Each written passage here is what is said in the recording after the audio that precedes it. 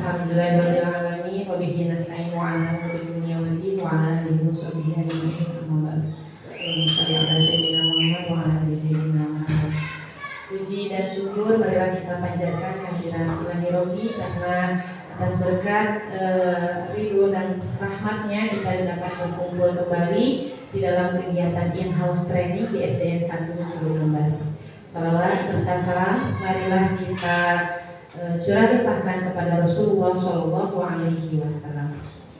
Sebelumnya Bapak Ibu saya ucapkan terima kasih karena sudah menyempatkan atau meluangkan waktu untuk hadir di dalam acara in-house training ini, yaitu tentang diseminasi budaya positif di SDN Curug Kembar. Sebelumnya izinkan saya untuk membacakan susunan acara yang akan kita lalui pada hari ini. Yang pertama pembukaan, yang kedua doa, yang ketiga menyanyikan lagu Indonesia Raya, yang ketiga sambutan dari Bapak Kepala Sekolah, yang keempat sambutan dari Ketua Komunitas Praktisi SDN 1 Curug Kembar, yang keenam pemaparan materi, ketujuh diskusi dan tanya jawab, dan terakhir penutup. Untuk kelancaran acara, marilah kita awali dengan membaca doa. Saya memohon kesediaannya kepada Bapak Asep Awaludin SPDI untuk memimpin doa pada acara ini. Waktu dan tempat dipersilakan.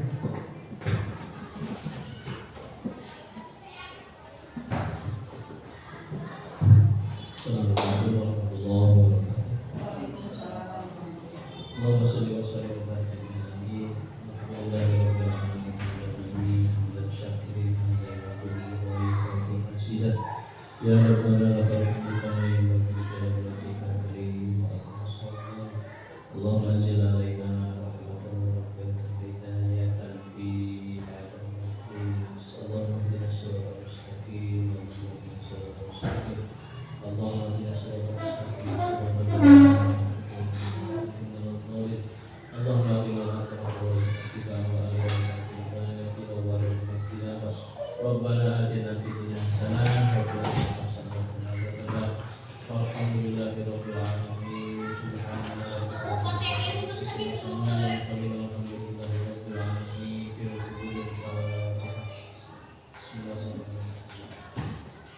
Iyyaka na'budu wa iyyaka nasta'in. Assalamualaikum warahmatullahi wabarakatuh. Baik, untuk acara yang kedua yaitu menyanyikan lagu Indonesia Raya. Bapak dan Ibu diharapkan berdiri.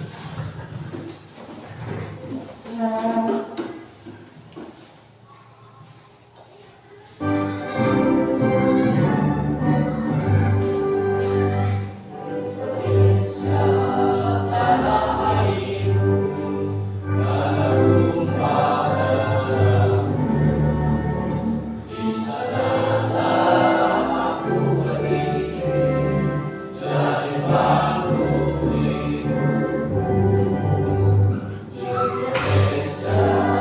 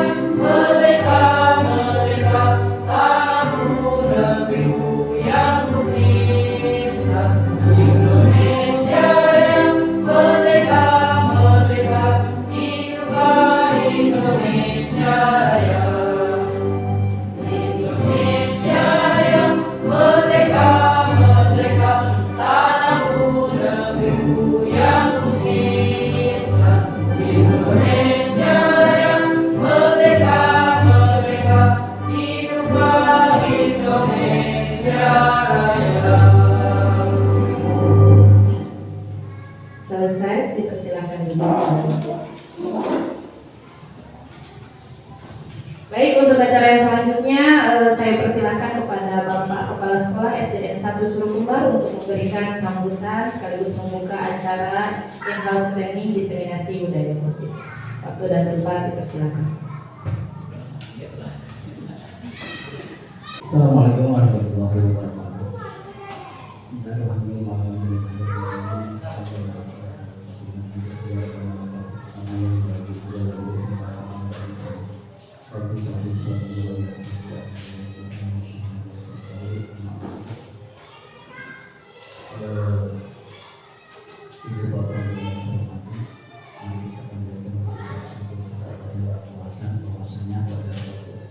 Siang hari ini kita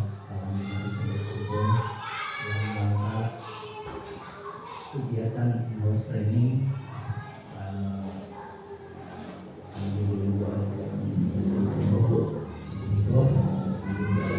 pelaksanaan pembelajaran CGP, mudah-mudahan kegiatan wilayah pembelajaran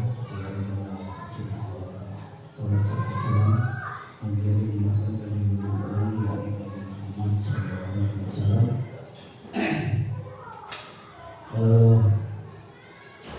Ibu bapak semuanya, alhamdulillah orang dalam biasa ini kegiatan-kegiatan anugerah dilaksanakan untuk rekan orang kemudian khususnya ibu itu dengan olahraga pelaksanaan tahun guru penggerak. Mudah-mudahan segala anu disempuh diwit dugi ka akhir mungkin dengan segala kegiatan anak di papadenan kelancaran kalawan lulus daya halang haruman dina olahraga anjeunna perjuangan anak eta nempuh guru penggerak. Aku salajengna panginten ibu bapak anu sanes pangintennya ngadorong masalah masih muda mah sok samantawis adina pemimpin tutur tapak takna ibu wiko tidak minararaga pelaksanaan kegiatan guru penggerak. Mari di Culukumbar pemimpin kanggo guru penggerak teh lah upami tinggal 5 sampai 2an pemimpin tawarannya. Nah, dengan sekian puluh guru teh pemimpin sok lah diantaranya aku khususnya IGS di rumah itu dari seorang Pak Asep, sadayana lah Pak Asep, Pak Dinda, Bu Haji, pemimpin nama masih ini Aranom, terus di masalah tapi kene cara lahiriah mah pemimpin masalah tugasnya di komanda stempel lah dari itu stempel ya tentang jumlah 2 tahun dulu aina terus pemimpin ibu Wiko anu parantos istilahnya terus kantun lah istilahnya menempuh waktu beberapa bulan lagi di bulan Februari Maret andina istilahnya ya mudah-mudahan lolos ya di guru penggeraknya. Jadi penentuan sekitar bulan Maret Bu, sekitar bulan Maret penentuan kelulusan kalau KBP. Mudah-mudahan Ibu Wiko, Bang Iden, dina rara-rara ieu menempuh perjuangan anak, anak dilancarkan ku Allah, ya. Lawan lulus dina masalah guru penggeraknya. Atuh, kena. Maka dina rumah terus daftar dina. Sesok Pak Asep, rumah Pak Asep, ya Pak Asep, sok. Ya, ini masalah etamanya ke aya P3K ke aya PNS, masalah proses perjalanan nganggo giringan CGP mah mangga kejadian istilahna teh aya halangan ya masalahna apa ieu mah P3K nganggo giringan teu mangga margi kada payuna oge kami hoyong jantan kepala sekolah kemudian ada di P3KG biasa saumana terus menempuh persyaratan. Ibu oge pamingkeun ayeuna nya upami istilahna hiji persyaratan. Upami hiji persyaratan, nah persyaratan maseukeun namun ieu ngarupikeun pamingkeun salah satu persyaratan kanggo menempuh pertama untuk tadi di dalam perjuangan anu nami agung penggerak teh terus katingali lah pamingkeun kegiatan oge di awalna oge ayeuna tos sibuk mudah-mudahan tos janten oge pamingkeun ya masalah kegiatan mah ulah pareun masalah kegiatan ayeuna misalkan ada ayeuna nuju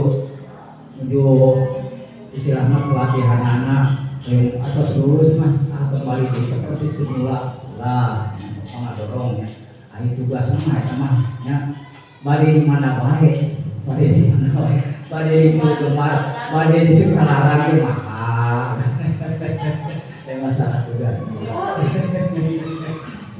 kalau tugasnya bapak mah doakeun sadayana pamingkeunnya upami terus lulus ya silakan kejar dengan segala sesuatu cita-cita baik dari guru penggerak Allah sudah mencukupi apapun bapak menjadi enggal jadi kepala sekolah dan pengawas mari ayo nama pengawas ke di guru penggerak aja ya pengawas langsung bisa kepala sekolah bisa lain ya masalahnya regulasi ayo nama ke ayah anu istilahna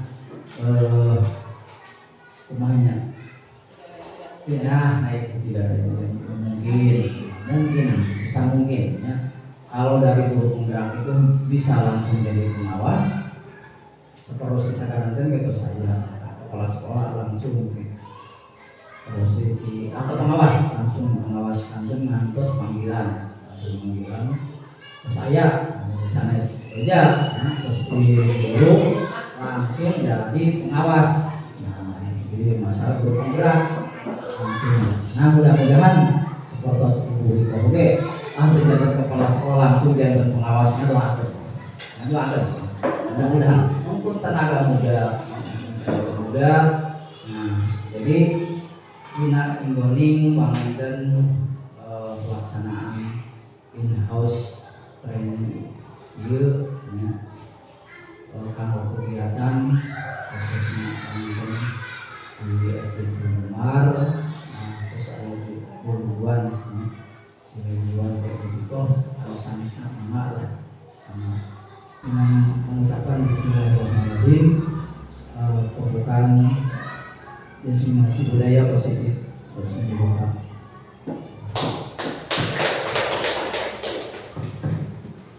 Baik, terima kasih Bapak Kepala Sekolah atas sambutannya serta akan membuka acara musreng ini. Untuk kemudian sambutan yang kedua adalah sambutan dari Ketua Komunitas Praktisi yaitu Pak Asep Darmawan SPD. Mangga Bapak dihaturan.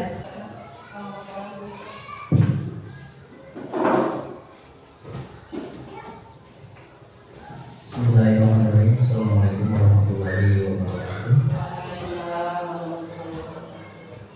Bapak sekolah yang saya hormati, Bapak Ibu pendiri SDN 1 yang saya hormati, alhamdulillah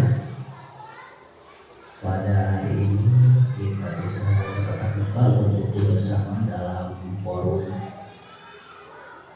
kelompok kerja guru sekolah yang mana di dalamnya ini kita gunakan sebagai IHT dari calon guru penggerak yang dalam hal ini Bu Iko adalah sebagai aktivatornya sebagai CBP Bapak Ibu, dan hari ini beliau mungkin sudah sampai di tahap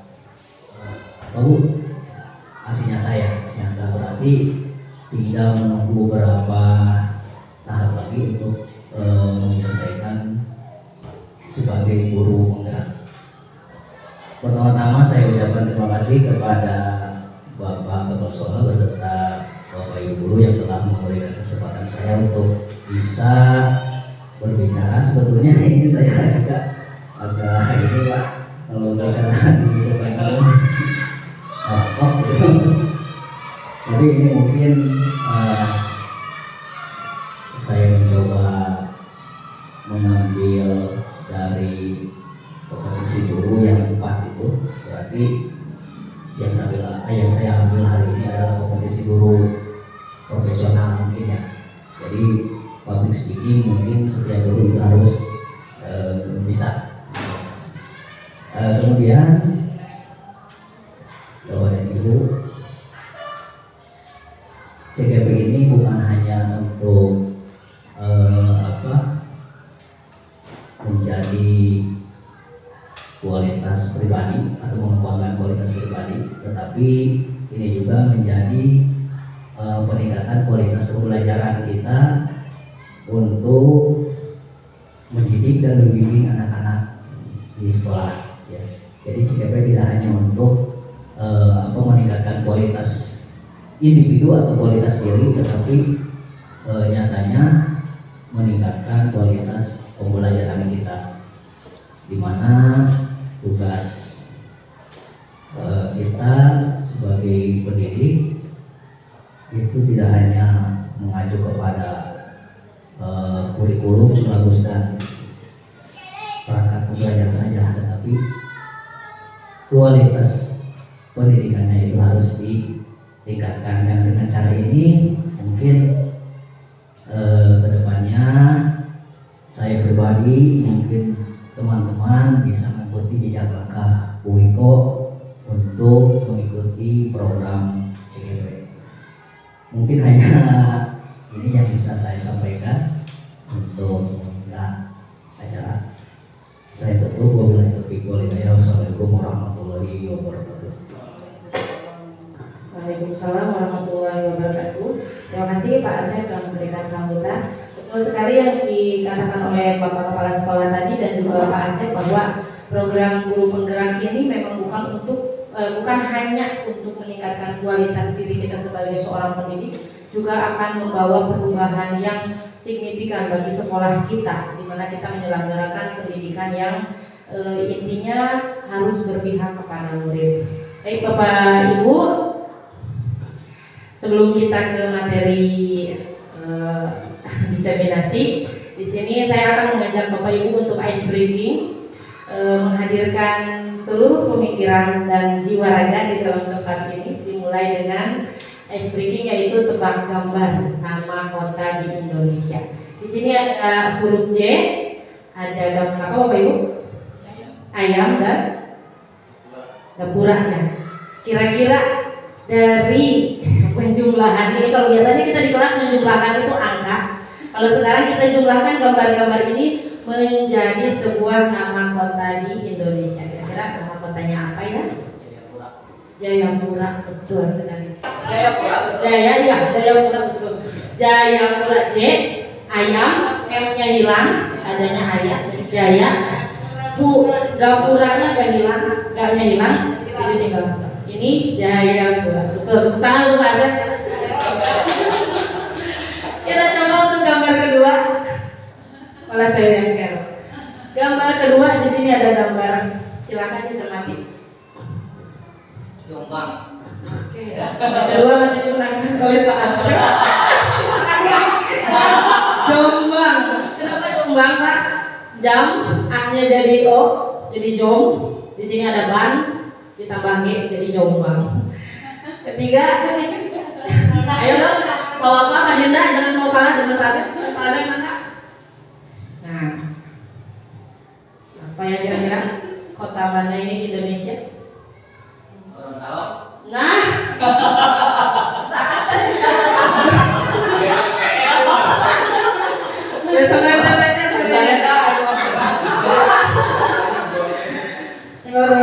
oh ya, ini ada bor, B-nya jadi G, bor.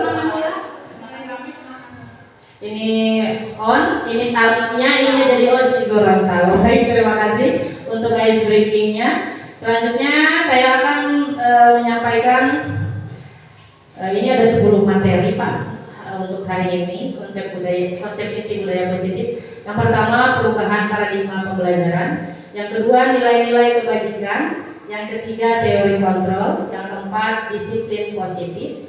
Yang kelima, teori motivasi perilaku manusia. Yang keenam, hukuman dan penghargaan. Ketujuh, ada kebutuhan manusia, kebutuhan dasar manusia. Yang kedelapan, keyakinan kelas. Kesembilan, posisi kontrol guru. Dan kesepuluh, segitiga restitusi. Kita awali dengan perubahan paradigma belajar. Di dalam perubahan paradigma belajar ini kita mengenal dua istilah. Yang pertama, teacher center, kemudian ada student center. Kita beralih dari teacher center menuju ke student center. Ketika kita mendengar istilah teacher center, maka yang tergambar di dalam pikiran kita adalah aktivitas pembelajaran terfokus kepada guru. Jadi yang aktif adalah, yang berani mencoba adalah guru. Sedangkan paradigma belajar ini harus berubah menjadi student center, di mana kegiatan belajar ini harus berpusat kepada siswa atau kepada murid. Dari kegiatan yang berpusat kepada murid ini, otomatis murid akan dipicu oleh guru, akan dipacu oleh guru untuk aktif dalam kegiatan belajar dengan cara berani mencoba, berani bergerak, berani memahami suatu pengetahuan yang baru dan pengalaman yang baru. Menurut Bapak dan Ibu, apakah perubahan paradigma ini sulit atau mudah? Sulit. Kira-kira alasannya seperti apa, Bu? Anak tidak mau melakukan dapat, kadang-kadang disuruh menemukan sesuatu itu susah. Oke, iya. Kita sudah mengarahkan ke sini, kita Iya, betul ya. Kenyataan di lapangan tetap kita terbentur pada karakteristik anak ya. Karakteristik anak yang masih harus diarahkan dengan ekstra, terutama pada kelas-kelas bawah. Oke, di sini kita lihat perubahan paradigma belajarnya. Kita harus ingat bahwa tugas guru itu adalah menuntun kodrat yang dimiliki murid. Maka tujuan dari student center learning adalah agar murid memiliki kebebasan untuk menggali ilmu pengetahuan sehingga dapat memiliki pengetahuan yang mendalam. Jadi ketika kita memaksa, sebenarnya itu akan menjadi beban bagi kita. Kita harus ingat di sini kita tugasnya hanyalah menuntun. Karena pada dasarnya setiap manusia mempunyai waktu masing-masing ya. Nah, selain dari pengetahuan juga kita harus ingat bahwa pendidikan tidak hanya sekedar tentang transfer ilmu, melainkan juga pembentukan karakter. Nah, kita masih ingat dengan karakter yang diharapkan sebagai menjadi visi dari SDN 1 Curug Kembar, salah satunya ada bergotong royong, bernalar kritis, dan beriman kepada Tuhan Yang Maha Esa, bergotong royong, kreatif, dan bernalar kritis.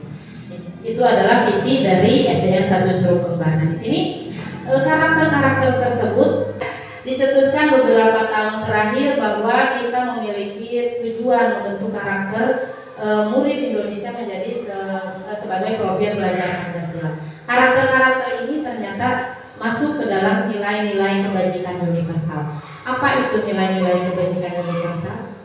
Nilai-nilai kebajikan universal adalah nilai-nilai atau sifat-sifat yang disepakati bersama tanpa memandang ras, agama, suku bangsa, dan bahasa. Selain profil pelajar Pancasila, kita pernah mendengar 9 pilar karakter. Nah, ini juga termasuk nilai-nilai kebajikan universal. Ada kurang lebih 7 organisasi yang menyebutkan atau yang mempunyai nilai-nilai kebajikan universal ini. Tadi Kemendikbud, yang kedua ini dari Indonesian Heritage Foundation atau IHF, memberikan juga karakter ini menjadi 9 pilar karakter. Yang pertama, cinta kepada Tuhan dan segenap ciptaannya. Kedua, kemandirian dan tanggung jawab. Ketiga, kejujuran. Keempat, hormat dan santun. Dermawan, suka menolong dan gotong royong. Percaya diri, kreatif, bekerja keras. Kepemimpinan dan keadilan. Baik dan rendah hati, toleransi, kedamaian, dan kesatuan. Kemudian dari organisasi IBO, Primary Years Program atau PYP, di sini ada sikap murid. Kurang lebih sama dengan yang ada di 9 pilar karakter, juga yang ada di profil pelajar Pancasila. Ini di sini ada dari organisasi Lifelong Guardian. petunjuk seumur hidup dan keterampilan seumur hidup. Itu karakternya untuk keterampilan hidup dan ini untuk petunjuk hidup. Selanjutnya dari organisasi The Virtuous Project atau Project Nilai-Nilai Kebajikan. Ini banyak sekali lebih rinci. Terakhir ada The Seven Essential Virtues. Ini ada kurang lebih 7 nilai kebajikan universal. Sebenarnya nilai-nilai kebajikan universal ini satu sama lain berkaitan, ada kaitannya, ada hubungannya, ada kesamaannya. Maka dari itu nilai-nilai kebajikan universal ini tidak terbatas mau organisasi mana, mau orang mana, suku bangsa mana, tetap mempunyai nilai-nilai. Contohnya nih Bapak Ibu, ketika di perjalanan mengendarai motor, Bapak Ibu diwajibkan menggunakan helm. Kira-kira nilai kebajikan apa yang diharapkan dari kegiatan tersebut? Keselamatan. Iya, maksudnya ke keselamatan. Apakah keselamatan itu hanya untuk orang dewasa? Tidak. Ya, nah itu makna dari nilai-nilai kebajikan universal. Ini nilai-nilai ini yang menjadi acuan kelak bagaimana kita mengarahkan murid memiliki nilai-nilai kebajikan universal ini.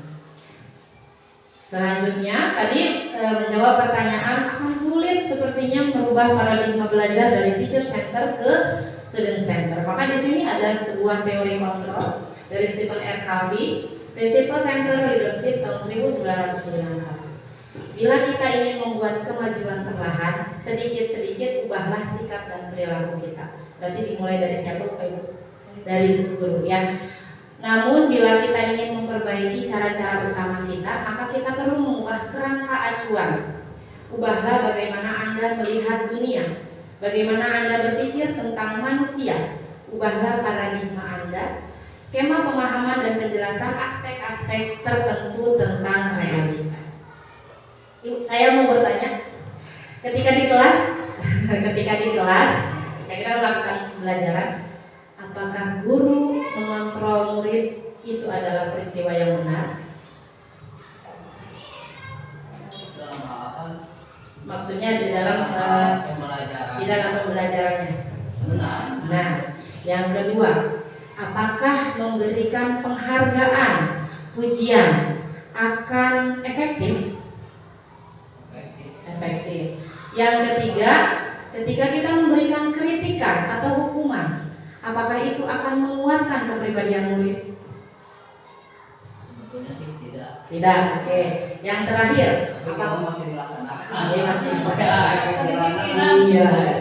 Nah, kemudian yang terakhir, apakah ketika kita sebagai orang dewasa, orang tua, memaksa murid adalah hal yang wajar? Nah, itu ya, itu Hak sih kalau memaksa. Memaksa nggak emang harus bisa. Iya. Nah, di sini menurut teori kontrol Bapak Ibu, bahwa semua itu hanyalah ilusi.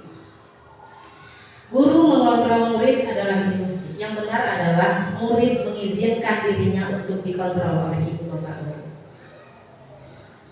Karena kontrol diri itu sebenarnya menurut teori ini adalah hak otonom dari diri kita masing-masing. Begitu juga pada diri murid. Jadi ketika murid kita nurut diarahkan oleh guru, sebetulnya bukan kita yang sudah berhasil mengontrol murid, tetapi murid yang mengizinkan, mengontrol dirinya untuk ikut dalam arahan atau petunjuk guru.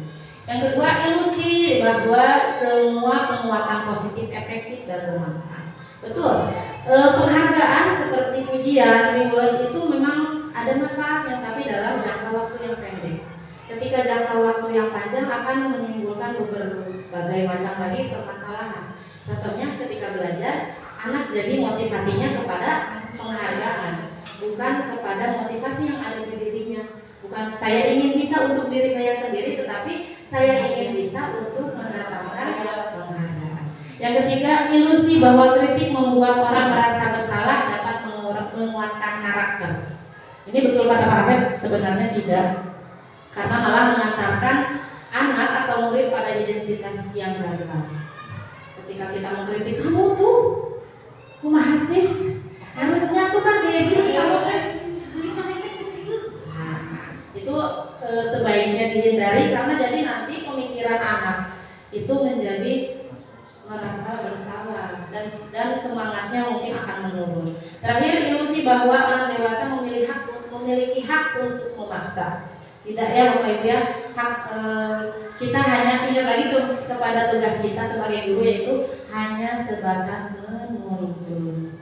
Adapun keterampilan nanti perkembangan murid, kita ingat lagi bahwa murid memiliki kodrat alam dan kodrat zamannya masing-masing, dan memiliki waktu yang tepat. Setiap orang memiliki waktunya masing-masing.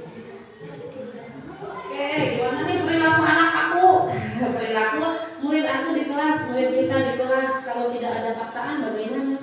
Maka di sini ada disiplin positif. Apa sih disiplin positif? Kalau kita mendengar sebuah kata disiplin adalah sebuah kata sifat yang baik ya, apalagi ditambah dengan disiplin positif. Ki Hajar Dewantara di sini menyebutkan, di mana ada kemerdekaan, disitulah harus ada disiplin yang kuat.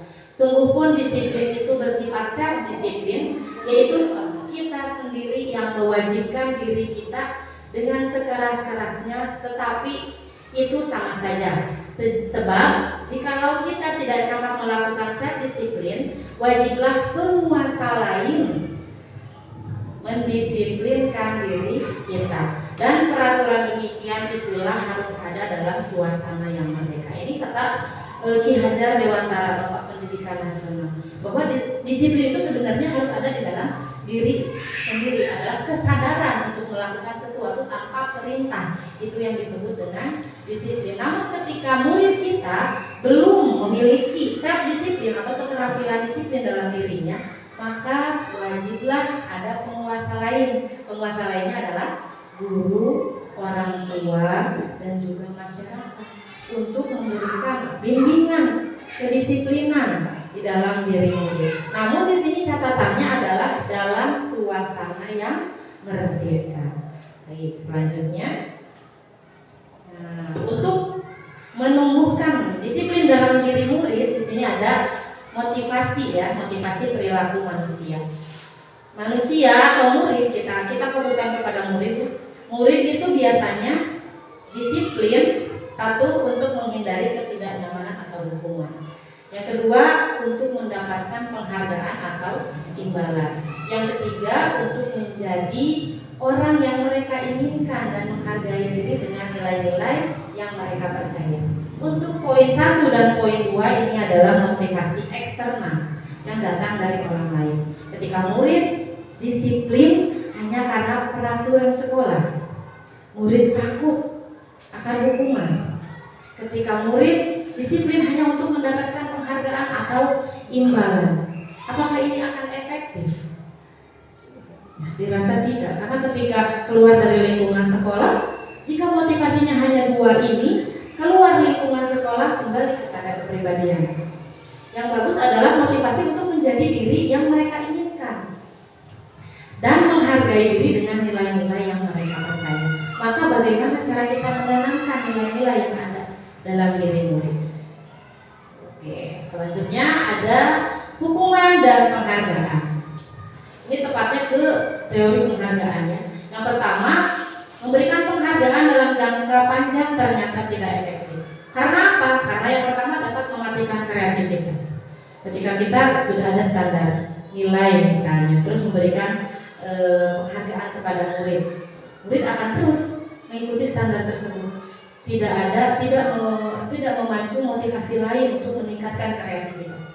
Yang kedua, menurunkan kualitas. Ada penghargaan lagi cuma segitu, rasa sakit itu, saya anak sabisala masih sakit. Yang ketiga, mengurangi ketepatan. Yang keempat di sini ada merusak hubungan. Ternyata penghargaan itu merusak hubungan. Maka pemerintah menganjurkan kepada kita agar tidak memberikan peringkat di rapot. Ini salah satunya, salah satu indikatornya. Kenapa merusak hubungan? Pernah ada kejadian di suatu sekolah, murid tersebut penilaian kan berada di tangan guru, tetapi murid tersebut tidak masuk ke ranking 1, melainkan ranking 2. Orang tua tidak terima.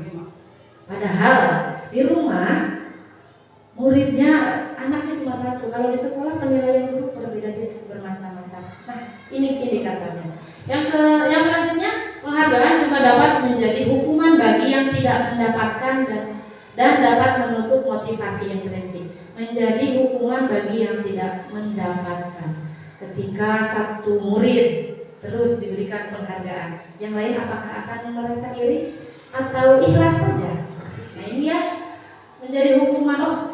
Kok mungkin yang diberi penghargaan adalah orang-orang pintar. Apalah, aku mah hanya orang yang bodoh. Takutnya ada pemikiran seperti itu dalam diri murid dan menutup motivasi intrinsik.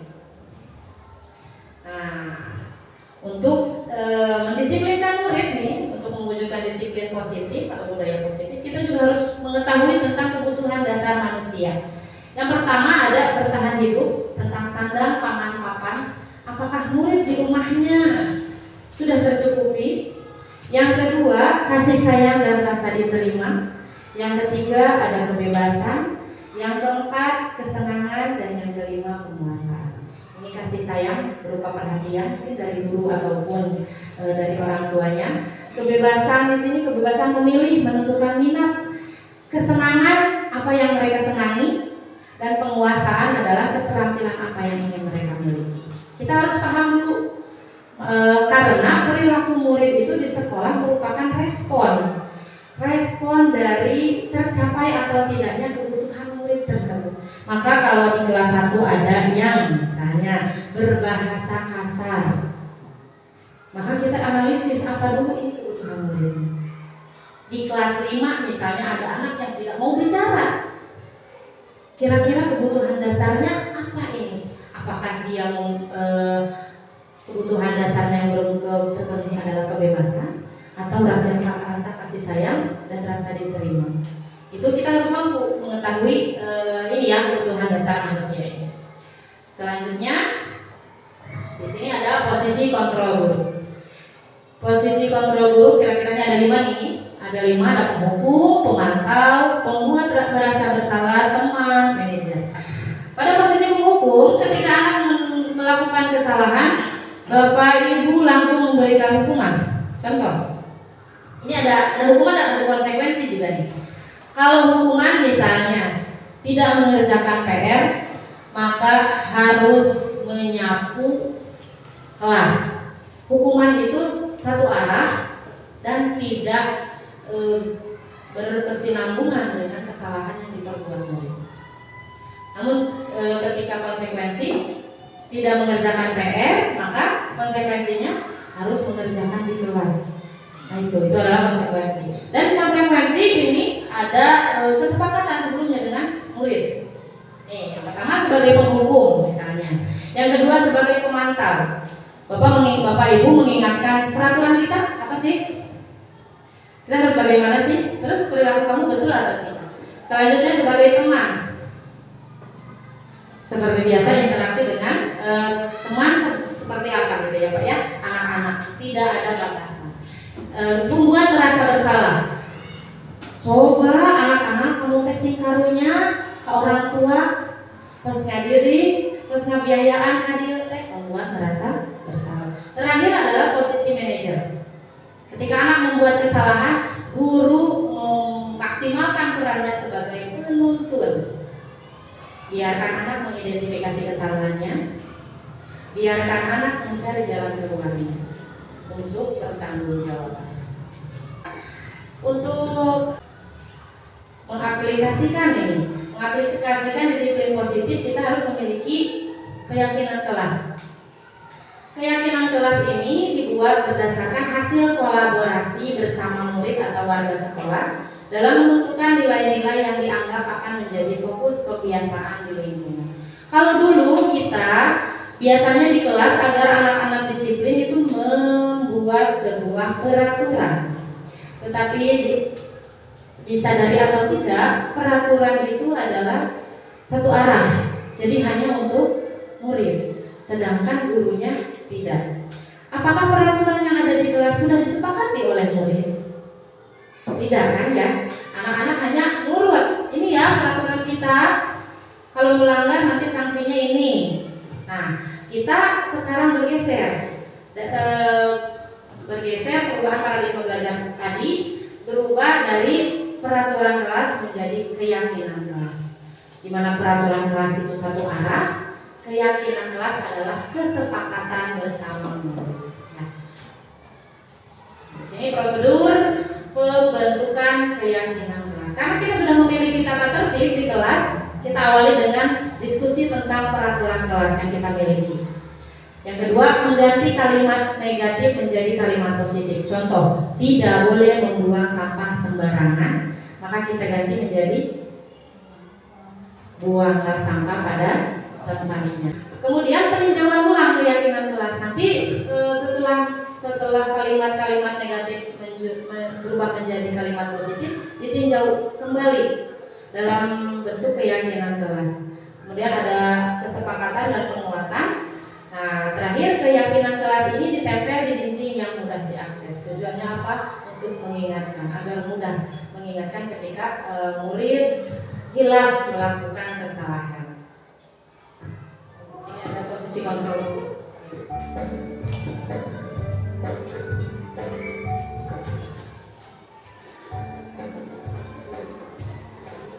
Bagi anak-anak, silakan PR yang kemarin diberikan diletakkan di meja.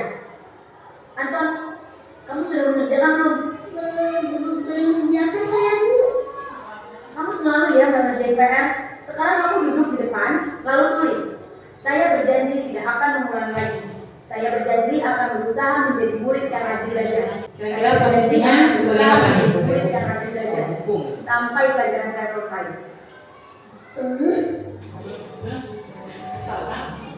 Responnya sudah terlihat ya? Hari ini ada tugas. Ada yang belum mengerjakan? Anton, kamu sudah mengerjakan? Belum, Pak. Kamu gak ngerjain tugas. Kamu mau jadi apa nanti? Ini bahasanya sebagai kacamata. Coba bayangkan orang tuamu betapa kecewanya sama kamu.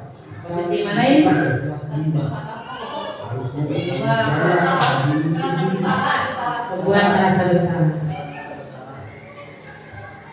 Maaf, Bu, saya terlambat. Ya udah, nanti jangan diulang lagi ya. Kalau kamu rajin, ibu senang lihatnya. Ya, lain kali tepat waktu ya masuknya. Tas dulu dong. Nah, terima. Wah, jadi aku terlambat lagi. Posisi mana ini? Posisi teman. Tapi respon anaknya tadi seperti itu ya? Kamu kok tak pakai baju olahraga? Bapak catat kamu sudah tidak. Kira-kira apa yang bisa kamu perbaiki supaya kamu bisa mengerjakan tugas tepat waktu? Coba, kapan biasanya kamu membantu ibu jualan? Kadang-kadang sampai jam 8 malam, Bu. Bagaimana kalau kamu membuat jadwal? Kapan kamu akan mengerjakan tugas? Posisi mana ini Bu? Oh, gitu ya, Bu. Meja. Coba nih, Bu. Terima kasih, Bu. Itu adalah gambaran sekilas tentang posisi kontrol guru. Tadi ada penghukum, ada penghukum, pembuat merasa bersalah, ada teman, ada juga pemantau, dan terakhir ada manajer. Kira-kira dari kelima posisi tersebut yang ideal itu yang mana sih Bapak Ibu? Manajer ya. Kira-kira kenapa Bu? Coba Ibu. Tadi Bu Haji tadi bilang posisi yang ideal adalah manajer. Kira-kira alasannya seperti apa? Assalamualaikum warahmatullahi wabarakatuh. Di sini guru sebagai manajer karena semua permasalahan yang ada pada anak seharusnya guru itu lebih mengetahuinya. Seperti contohnya tadi dia tidak mengerjakan tugas karena dia disuruh menjaga warung. Tapi usahakan oleh guru dikasih tahu bahwa dia itu harus membuat jadwal. Misalkan jam segini sampai jam segini untuk membantu orang tua, dan segini sampai jam segini untuk waktu belajar. Jadi harus ada terutama ada jadwal aja yang dibuat dan yang harus dilaksanakan. Mungkin itu saja wabillahi taufiq ya. Assalamualaikum warahmatullahi wabarakatuh. Waalaikumsalam. Ketika guru menerapkan posisi kontrol manajer tadi pada video tadi, bagaimana respon muridnya? Merasa terbantu. Jadi ada perbedaan ini. Di sini ada 5 posisi kontrol, di mana posisi manajer ini akan mengantarkan murid pada identitas berhasil. Nah, terakhir ada segitiga restitusi. Segitiga restitusi adalah proses menciptakan kondisi pada murid untuk memperbaiki kesalahan sehingga murid kembali pada kelompok dengan keadaan yang lebih kuat, tidak minder, tidak dalam identitas yang gagal. Di sini ada 3 tahapan. Yang pertama, menstabilkan identitas murid. Yang kedua, memvalidasi tindakan. Yang ketiga, menanyakan keyakinan. Menstabilkan identitas murid di sini adalah menciptakan ketika anak membuat suatu kesalahan, maka guru menciptakan suasana yang positif agar murid ini merasa nyaman, tidak merasa takut terlebih dahulu. Yang kedua, memvalidasi tindakan dengan menanyakan alasan. Di dalam memvalidasi tindakan ini seolah-olah kita menganalisis kebutuhan dasar murid apa sih yang ingin terpenuhi oleh murid tersebut sehingga berperilaku seperti itu. Dan terakhir, menanyakan keyakinan. Maka keyakinan kelas itu menurut Bapak Ibu penting tidak?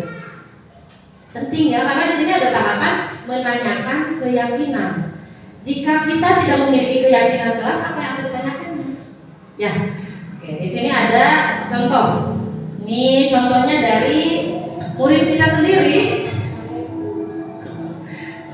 Peragaannya seperti ini.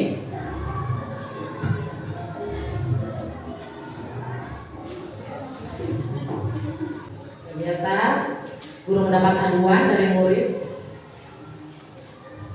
yang merasa dirinya menjadi korban.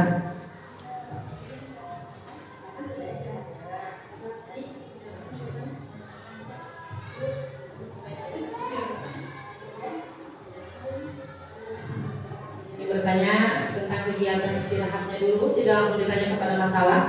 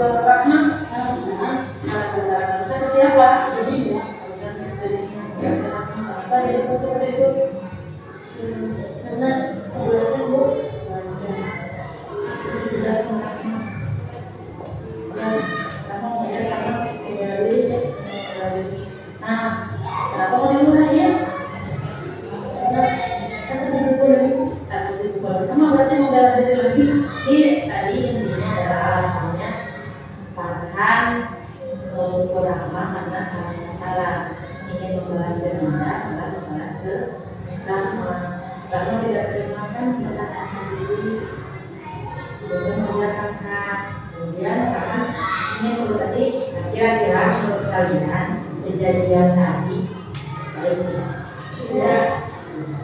Kita tandai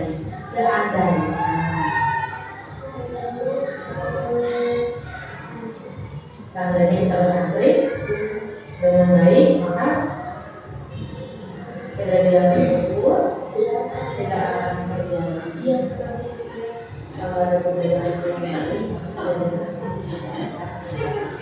kita masing-masing dengan kesepakatan masing-masing. Bagaimana bersikap kepada teman, saling menghargai, menolong dan saling membantukan. Karena tadi apakah sesuai dengan kriteria kelas kita atau tidak? Tidak ya. Juga menyebabkan adanya rasa sakit hati pada anak, juga rasa sakit hati pada tahan yang sedang terjadi ya. Nah, agar permasalahan tersebut tidak berulang kembali, kira-kira kita harus seperti apa?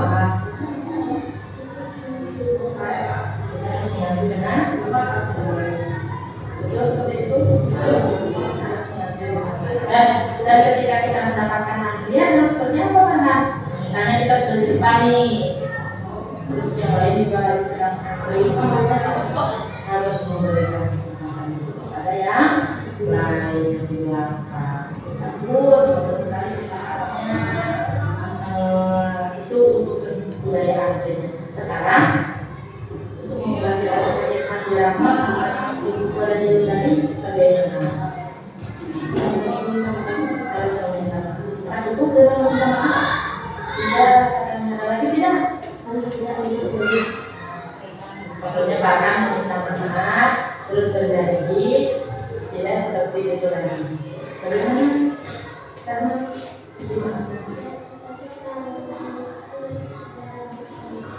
sebagai tanda permintaan maaf silakan dijabarkan tangan agar hubungan kalian kembali baik.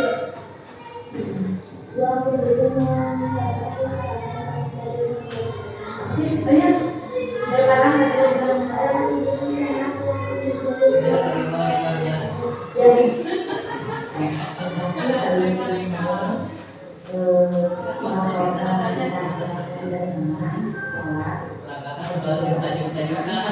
kemudian kalau sudah mau mencari masalah dan mencari solusi. Dari solusinya seperti apa? Harus mengambil ya, jangan dijadikan tidak terulang. Terima kasih. Kalau mau istirahat tadi, itu kurang lebih penerapan segitiga restitusi yang pernah saya lakukan di STM 1. Baik, demikian pemaparan materi dari saya. Kegiatan selanjutnya ada diskusi dan tanya jawab. Barangkali Bapak Ibu ada yang mau diajukan pertanyaan yang masih belum, yang mungkin penjelasan saya masih belum jelas, mau bertanya dipersilakan. Bagaimana Bapak Ibu? Apakah sudah jelas? Sudah cukup jelas? Baik, kalau dirasa sudah cukup jelas, saya mau minta kegiatan terakhir nih, saya mau minta kita akan melakukan refleksi pembelajaran. Saya akan bertanya kepada Bapak Ibu mungkin secara lisan dari kelima posisi kontrol yang telah saya jelaskan tadi, lebih sering kita pada posisi mana dan apa perasaan Bapak atau Ibu pada saat berada pada posisi kontrol tersebut. Bisa dipahami pertanyaannya? Dipersilakan Bapak Ibu. Sehingga tuh ada berapa tadi posisi kontrolnya? 5. Yang pertama manajer, kedua teman, penghukum, dua lagi pembuat merasa bersalah, satu lagi pemantau. Baik, di antara kelima tersebut yang mana kira-kira yang dominan biasanya? Baik, terima kasih. Assalamualaikum warahmatullahi wabarakatuh. Di sini saya akan mencoba menjawab refleksi dari Bu Iko mengenai kontrol, posisi kontrol seorang guru. Ya,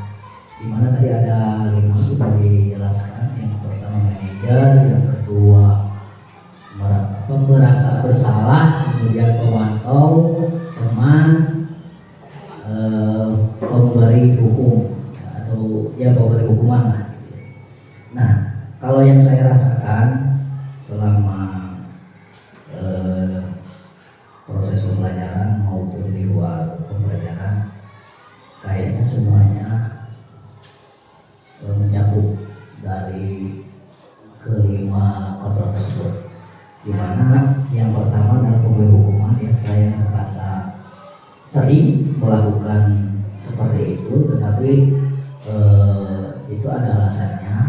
Ketika si anak mungkin sudah diperingati beberapa kali tidak mengikuti atau tidak istilahnya melaksanakan seperti itu ya Bu ya. Jadi saya merasa supaya ada efek jerah gitu ya, supaya tapi itu tidak di luar batas, itu hanya hukuman-hukuman kecil aja yang wajar dilaksanakan. Nah kemudian yang kedua, untuk sebagai manajer jelas semuanya ini bukan sering ya, tetapi setiap hari melaksanakan sebagai manajer ya.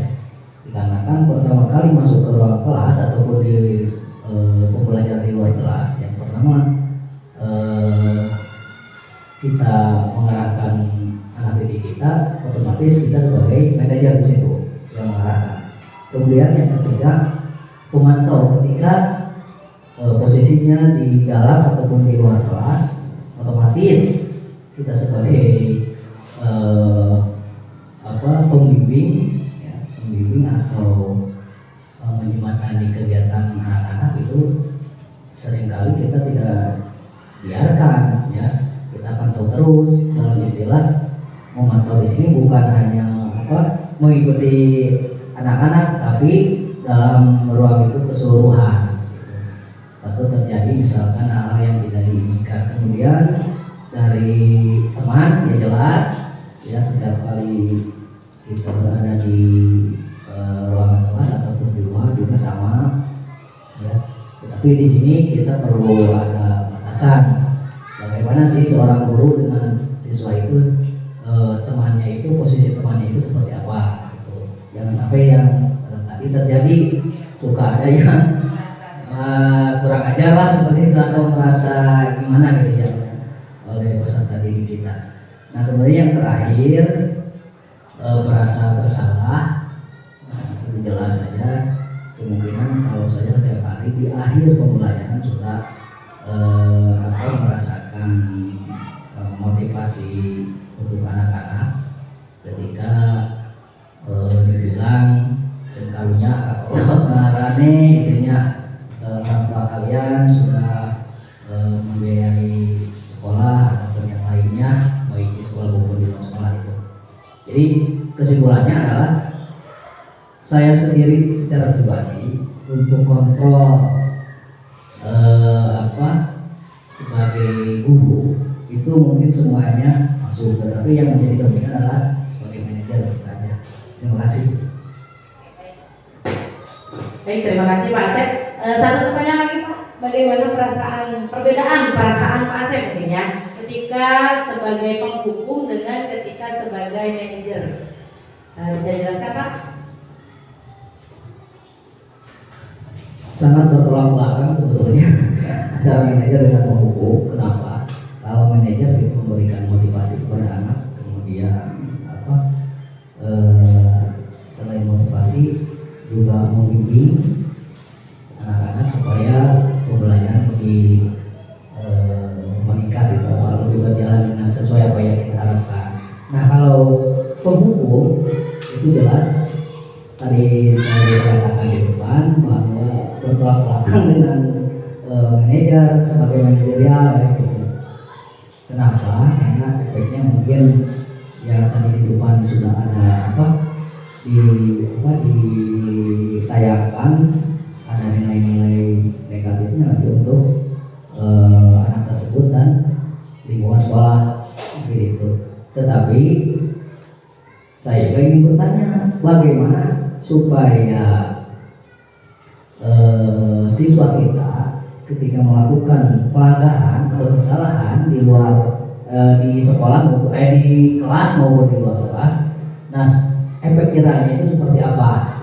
Karena saya mencoba dengan tidak memberikan hukuman, nah anak tersebut ya semakin merajalela atau berulang-ulang kali makin jadi. Nah mungkin hanya ya.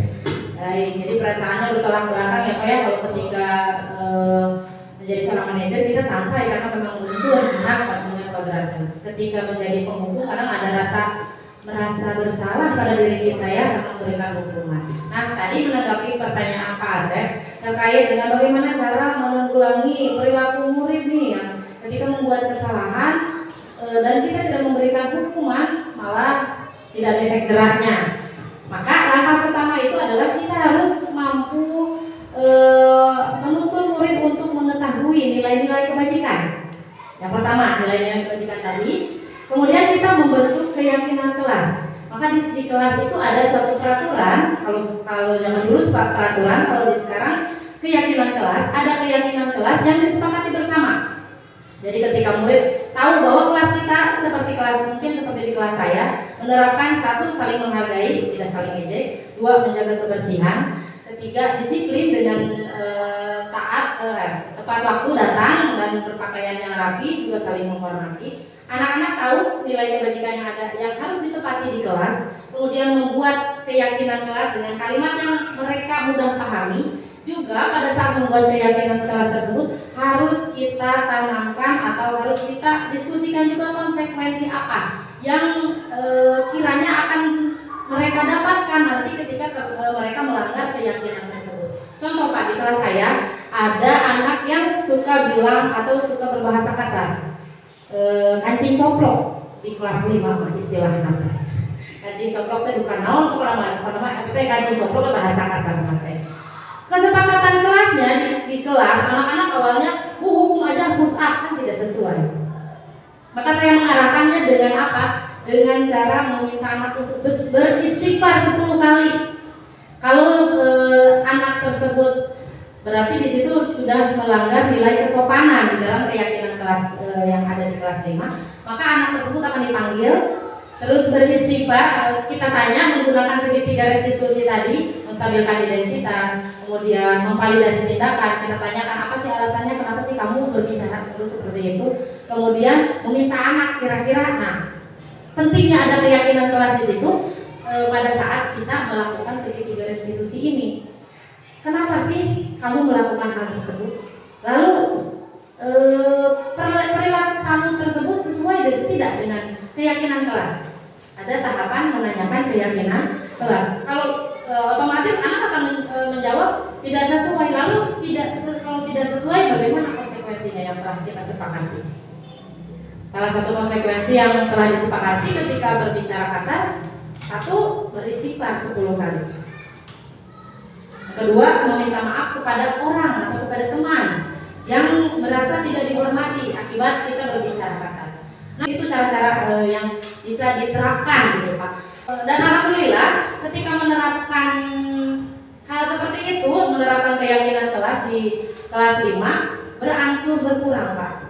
Yang asalnya masih ada yang suka saling ejek nama orang tua. Karena ya perubahannya itu ya bukan berarti itu sudah berhasil, mungkin masih dalam tahap belajar saya juga, tetapi saya melihat hal itu ada perubahan gitu di dalam dirimu ketika kita menerapkan keyakinan kelas yang telah kita sepakati. Barangkali seperti itu tanggapan dari saya Pak. Ada yang mau ditanyakan lagi? Mungkin dari Pak Dinda, kalau Pak saya pas. Untuk refleksi Pak Dinda, posisi kontrol biasanya.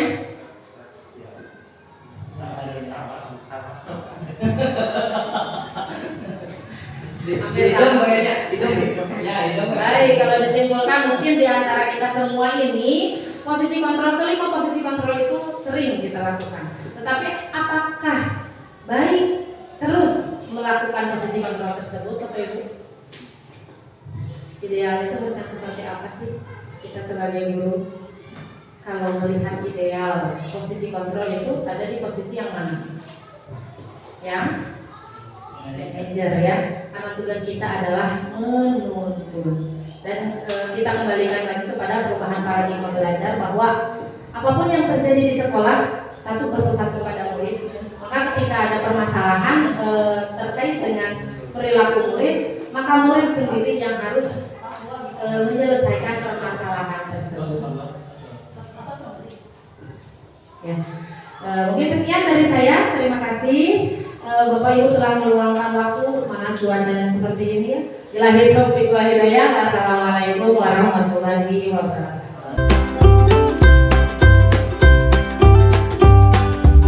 Assalamualaikum warahmatullahi wabarakatuh. Waalaikumsalam warahmatullahi wabarakatuh. Baik. Bagaimana tadi kriteria makanannya?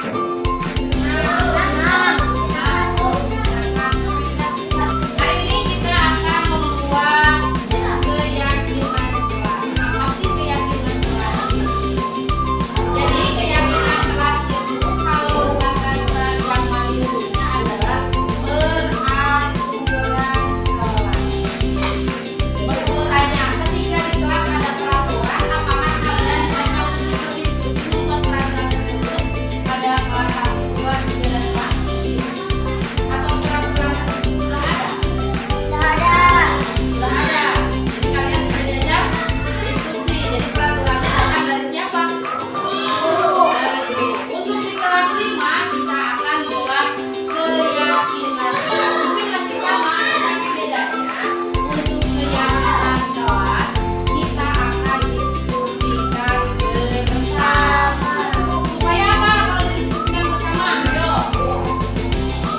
Supaya nanti ke depannya ketika kalian menaati peraturan itu muncul dari dalam diri kalian masing-masing. Tidak ada paksaan. Berarti ya. Nah sekarang Ibu minta di depan sini sudah terlihat apa tulisannya?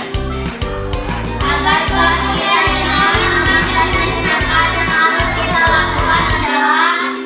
Ibu meminta kalian untuk berdiskusi membuat keyakinan kelas dengan pertanyaan seperti ini.